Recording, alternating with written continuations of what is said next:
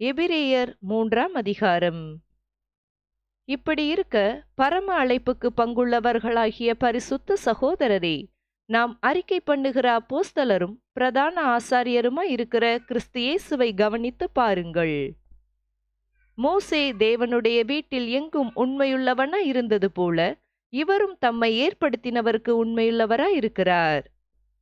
வீட்டை உண்டு பண்ணினவன் வீட்டை பார்க்கிலும் அதிக கனத்திற்குரியவனாய் இருக்கிறான்.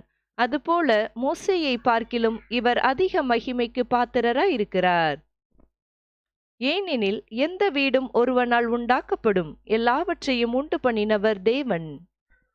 சொல்லப்பட போகிற காரியங்களுக்கு சாட்சியாக மோசே பணிவிடைக்காரனாய் அவருடைய வீட்டில் எங்கும் உண்மையுள்ளவனாய் இருந்தான்.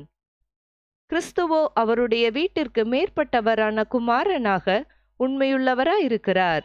நம்பிக்கையினாலே உண்டாகும் தைரியத்தையும் மேன்மை பாராட்டலையும் முடிவு பரியந்தம் உறுதியாய் பற்றி கொண்டிருப்போம் ஆகில் நாமே அவருடைய வீடாய் இருப்போம். ஆகையால் பரிசுத்த ஆவியானவர் சொல்லுகிறபடியே இன்று அவருடைய சத்தத்தை கேட்பீர்களாகில், வனாந்தரத்திலே கோபமூட்டின போதும் சோதனை நாளிலும் நடந்தது போல உங்கள் இருதயங்களை கடினப்படுத்தாதிருங்கள்.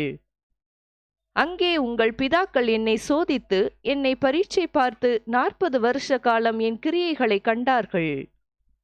ஆதலால் நான் அந்த சந்ததியை அரோசித்து அவர்கள் எப்பொழுதும் வலிவி போகிற இருதயமுள்ள ஜனம் என்றும் என்னுடைய வழிகளை அறியாதவர்கள் என்றும் சொல்லி என்னுடைய இளைப்பாறுதலில் அவர்கள் பிரவேசிப்பதில்லை என்று என்னுடைய கோபத்திலே ஆணையிட்டேன் என்றார்.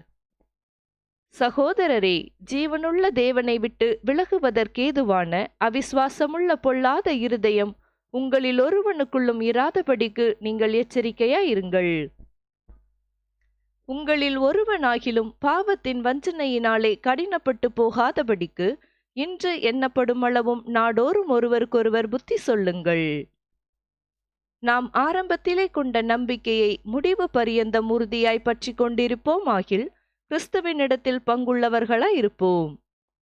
இன்று அவருடைய சத்தத்தை கேட்பீர்களாகில் கோபமூட்டுதலில் நடந்தது போல உங்கள் இருதயங்களை கடினப்படுத்தாதிருங்கள் என்று சொல்லியிருக்கிறதே.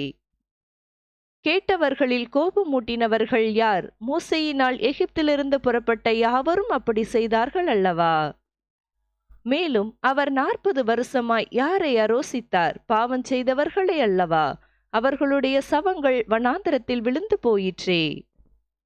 பின்னும் என்னுடைய இளைப்பாறுதலில் பிரவேசிப்பதில்லை என்று அவர் யாரை குறித்து ஆணையிட்டார்?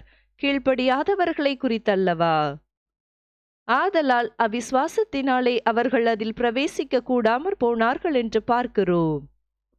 ஆமேன்.